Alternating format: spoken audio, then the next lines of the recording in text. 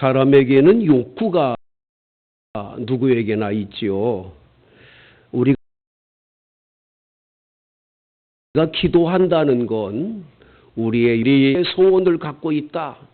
사실은 그 소원은 우리 중심의 어떤 욕구를 충족받기 위해서 기도 제목을 가지고 기도를 하게 되는 겁니다.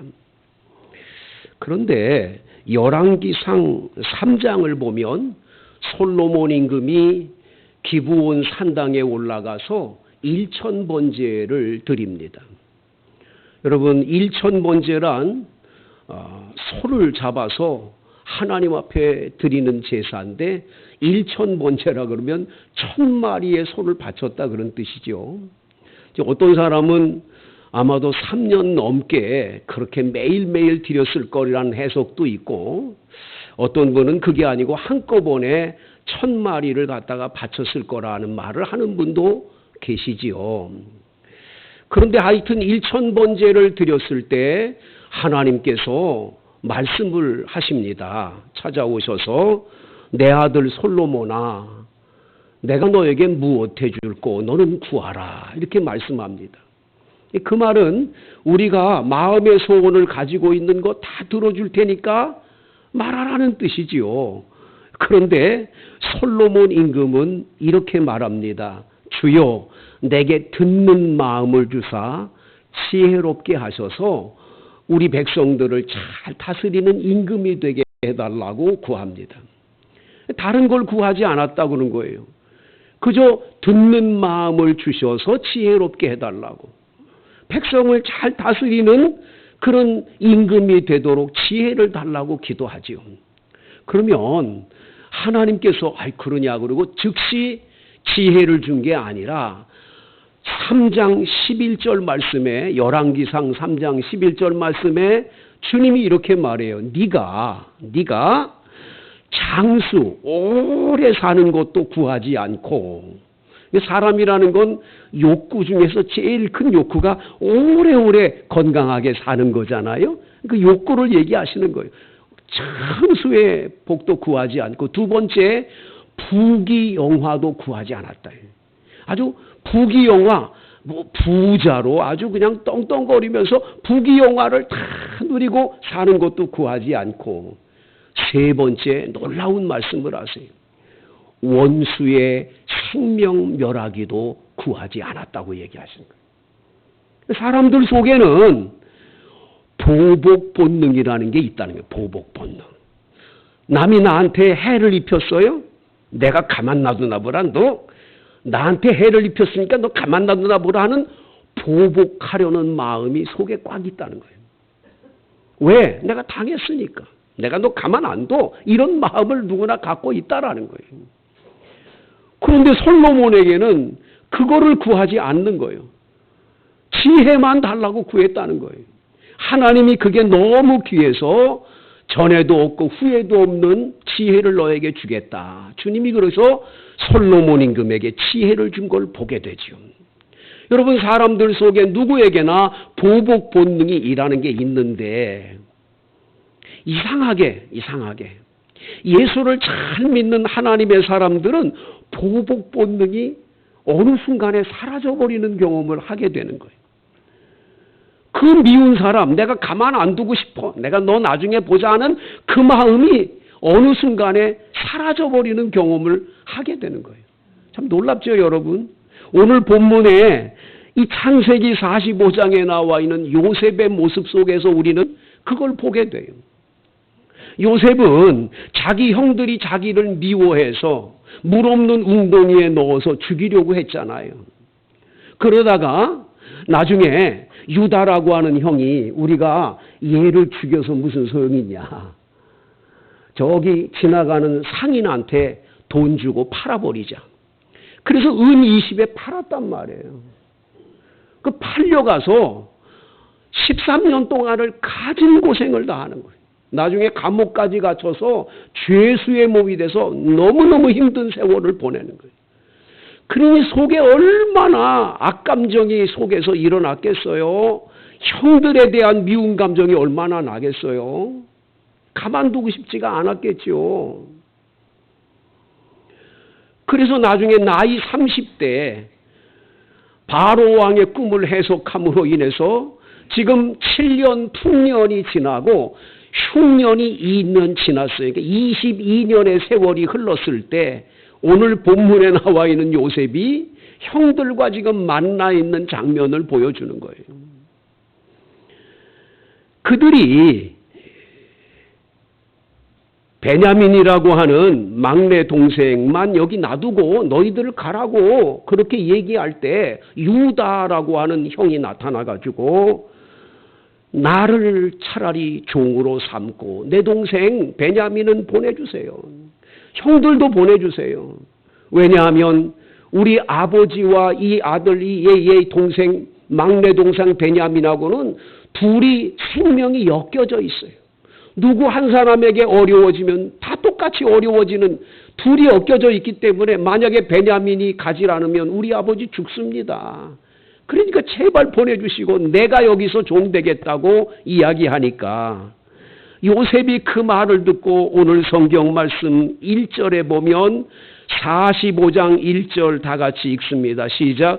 요셉이 시종하는 자들 앞에서 그 정을 억제하지 못하여 소리질러 모든 사람을 자기에게서 물러가라 하고 그 형제들에게 자기를 알리니 그때에 그와 함께한 다른 사람이 없었더라. 자신을 알리는 거예요. 내가 요셉이라고.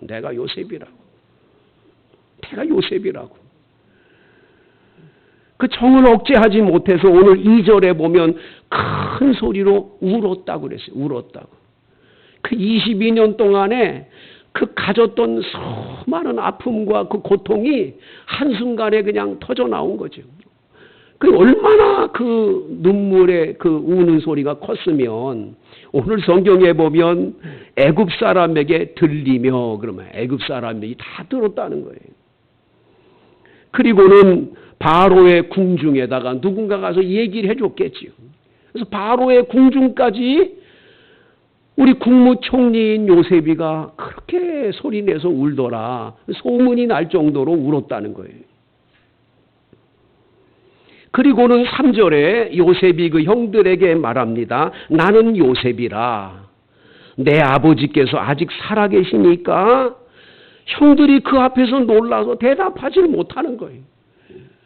그저 그럴 것이 자기들이 22년 전에 은 20에 팔아버린 그 동생이 세상의 천하를 움직이는 그 권세자의 자리에 있을 줄은 상상을 못하는 거죠. 이제 자신들은 꼼짝없이 죽을 수밖에 없는 형편이 된 거예요. 살 길이 없는 거예요. 그러니 무슨 대답을 하겠어요? 4절 요셉이 형들에게 이르되 내게로 가까이 오소서. 그들이 가까이 가니 이르되 나는 당신들의 아우 요셉이니 당신들이 애굽의 판자라. 이 말을 할 때 형들의 마음이 쿵하고 떨어졌겠지요. 아이고 이게 죽었구나. 이젠 죽었구나. 얼마나 기가 막힌 상황입니까 여러분. 네? 그런데 그 다음에 반전이 일어나. 반전이. 5절이 참 은혜가 되는 5절. 다 같이 5절 읽습니다. 시작. 당신들이 나를 이곳에 팔았다고 해서 근심하지 마소서. 한탄하지 마소서. 하나님이 생명을 구원하시려고 나를 당신들보다 먼저 보내셨나이다. 놀라운 해석이지요. 기가 막힌 해석이지요. 그 앞전에 당신들이 나 팔아버렸잖아요. 팔아버린 나 요셉입니다. 그리고 말았더라면 어떻게 됐겠어요. 그런데 참 놀라운 건 나를 팔았다고 근심하지 마세요. 이 근심되죠. 자신들이 팔아버리고 꼼짝없이 죽게 생겼는데 천하를 움직이는 그 권력 앞에 자기들은 뭐야 아무 힘도 없는데 그 근심되지요. 그리고 한탄하지 않겠어요. 가뜩이나 루벤이라고 하는 큰형은 항상 그러잖아요. 그때 그러게 내가 그 요새 팔지 말자 그러지 않았냐. 왜 너희들 내 말을 안 들어가지고 팔아서 이 지경이 되겠냐. 그리고 한탄하지 않겠어요. 아 그때 우리가 미쳤지. 왜 동생을 그때 죽이려고 하고 그 짓을 했을까. 한탄하지요. 한탄할 수밖에 없지요. 근데 그러지 말라는 거예요. 한탄하지 말라는 거예요. 그러면서 하나님이 생명을 구원하시려고 나를 당신들보다 먼저 보냈다고 해석하는 거예요. 할렐루야. 참 여러분, 우리 인생에는 수만 가지 사건, 사고가 우리 앞에 닥치게 되는데 그 많은 사건, 사고를 여러분들이 당할 때 그 사건이 문제가 아니에요. 그 사건을 해석하는 데 문제가 있는 거예요. 여러분이 어떤 사건이 일어날 때 그걸 해석을 잘못하면 죽음에 이르는, 사망에 이르는, 완전히 멸망당하고 잘못된 길로 갈 수가 있어요. 그런데 그 해석이 은혜로운 해석이 돼서 생명을 살리고 모두를 살리고 잘되게 할 수 있는 해석들이 많아요. 그런데 많은 분들이 해석을 잘못해서 문제가 되는 거예요. 그런데 요셉은 너무 은혜롭게 해석을 하는 거예요. 당신들을 나 팔았다고 근심하지 마세요. 한탄하지 마세요. 여기 보낸 건 하나님이 보낸 거예요. 이렇게 얘기를 하는 거예요. 이 땅에 2년 동안 흉년이 들었지만 아직도 5년은 밭갈이도 못하고 추수도 못할 겁니다. 지금 2년밖에 안 지났어요. 7년 흉년 가운데 2년만 지났어요. 나머지 5년은 아직도 남았어요. 그 5년 동안 다 굶어 죽게 생겼는데 하나님이 어쩌면 그렇게 나를 이렇게 보내가지고 국무총리의 자리에 올라서 우리 가족 다 살리게 하셨는가. 너무 감사하다라는 거예요. 해석이 너무 은혜롭잖아요, 여러분. 하나님이 큰 구원으로 당신들의 생명을 보존하고 당신들의 후손을 세상에 두시려고 나를 당신들보다 먼저 보내셨나니. 하나님이 먼저 보낸 거예요, 하나님이. 그런즉 나를 이리로 보내니는 당신들이 아니요, 하나님이십니다, 하나님. 하나님이 하신 거라는 거예요. 하나님이시라. 하나님이 나를 바로의 아버지로 삼으시고 온 집의 주로 삼으시며 애굽 온 땅의 통치자로 삼으셨나이다. 뭐 내 노력으로 여기까지 온 게 아니에요. 내가 똑똑하고 잘나서 여기까지 올라간 게 아니요. 하나님이 다 하셨다는 거예요. 하나님이 하셨습니다. 할렐루야. 여러분의 삶의 고백이 이 고백이 되기를 축복합니다. 다 하나님이 하셨어요. 하나님이 하신 일입니다. 얼마나 은혜로워요. 참 은혜롭잖아요, 여러분. 당신들은 속히 아버지께로 올라가서 아뢰기를 아버지의 아들 요셉의 말에 하나님이 나를 애굽 전국에 주로 세우셨으니 지체 말고 내게로 내려오사 아버지의 아들들과 아버지의 손자들과 아버지의 양과 소와 모든 소유가 고센 땅에 머물며 나와 가깝게 하소서. 흉년이 아직 5해가 있으니 내가 거기서 아버지를 봉양하리이다. 아버지와 아버지의 가족과 아버지에 속한 모든 사람에게 부족함이 없도록 하겠나이다. 하나님이 보내셔서 하나님이 이렇게 했으니까 우리 가족들 전체를 살리겠습니다. 나만 사는 게 아니에요. 나 때문에 내 가족이 다 사는 축복. 할렐루야. 나 때문에 모두가 사는 은혜. 이게 임하도록 그렇게 하겠다고 결단하는 거예요.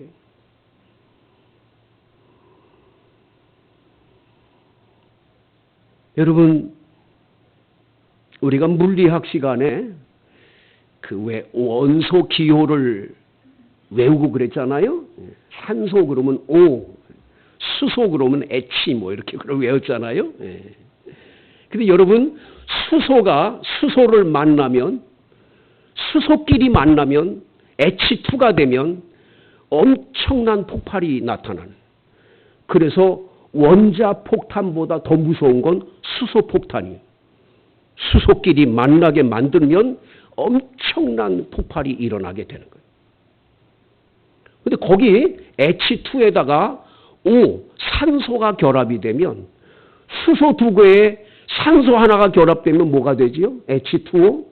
물이 돼요, 물은 수소 2개에다가 산소 하나가 결합된 거예요.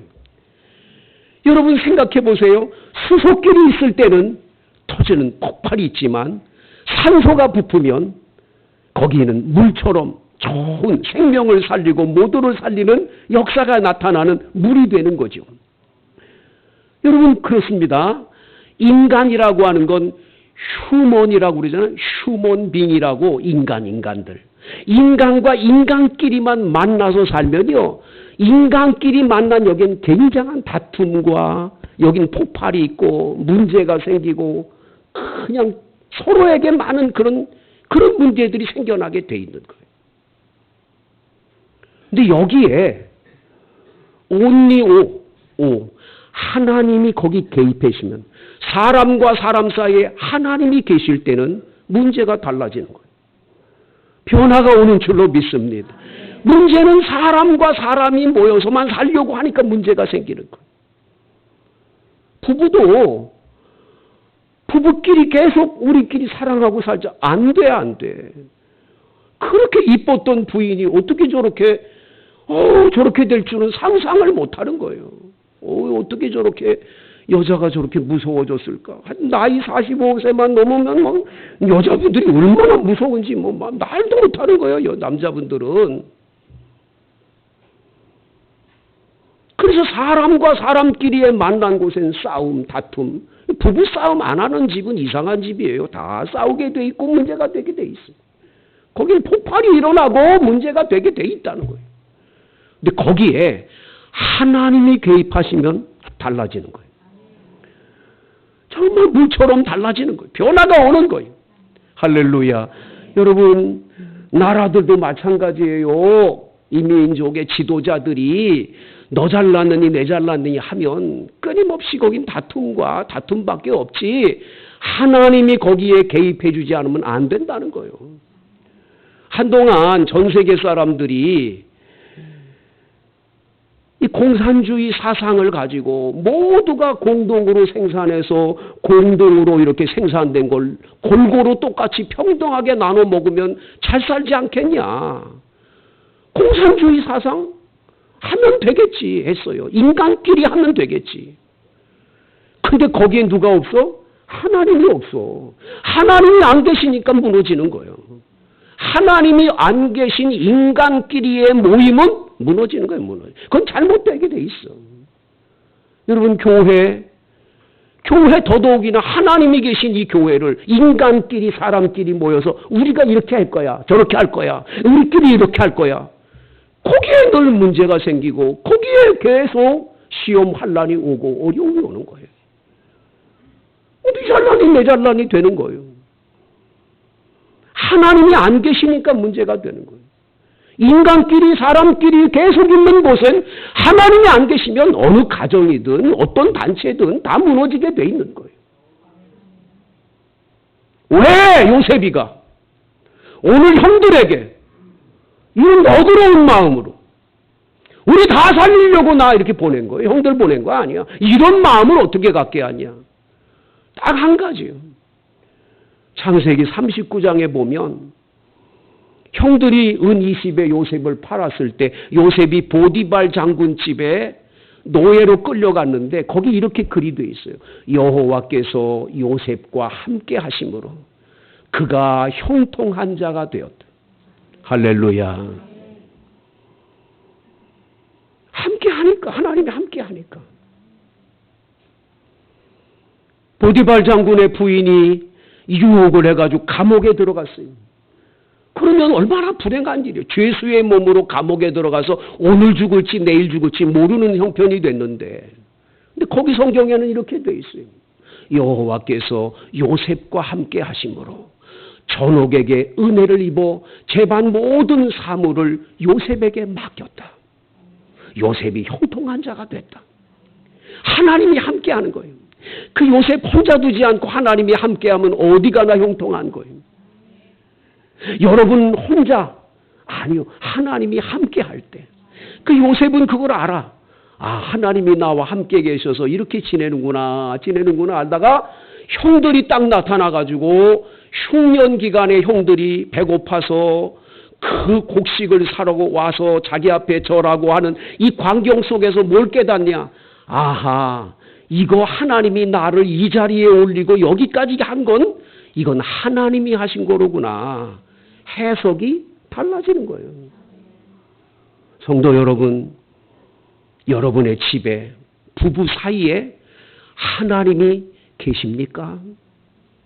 부부 싸움 하기 전에 야막 그리고 막 소리 지르기 전에 하나님 앞에 한번 물어본 적이 있으실까요? 아버지, 우리 부부가 지금 의견 충돌이 됐는데 어떡할까요? 기도해 본 적이 있어요? 하나님 없이 그냥 싸우는 거예요. 둘이서 그냥 스소가 스소를 만나 폭탄이 일어나듯이 계속 그러는 거예요. 하나님을 모시고 사는.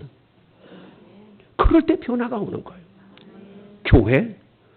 교인들만 대잘 한만 더 들어봤어요. 사람이 사람끼리 모여서 말하는 거?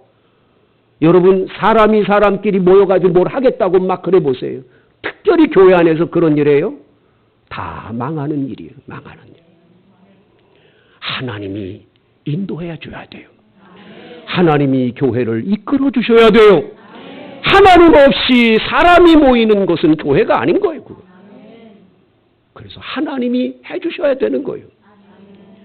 여러분, 모두를 살리고 모두를 좋게 하는 길은 오로지 하나님이 함께 할 때 가능한 줄로 믿습니다. 그 길은 성령이 인도해 주시는 거예요.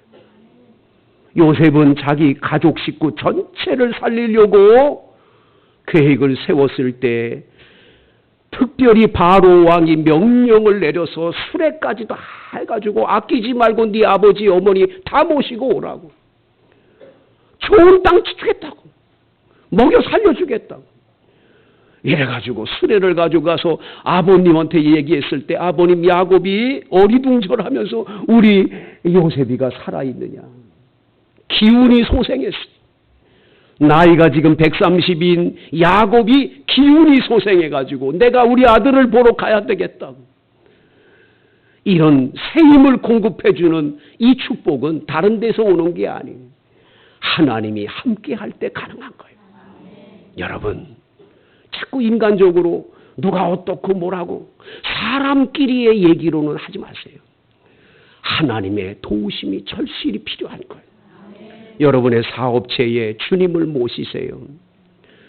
그 여러분이 혼자 사업하니까 안 되는 거예요. 항상 무슨 일이든지 인간관계 속에선 하나님만이 그 안에 계시면 다 해결되는 줄로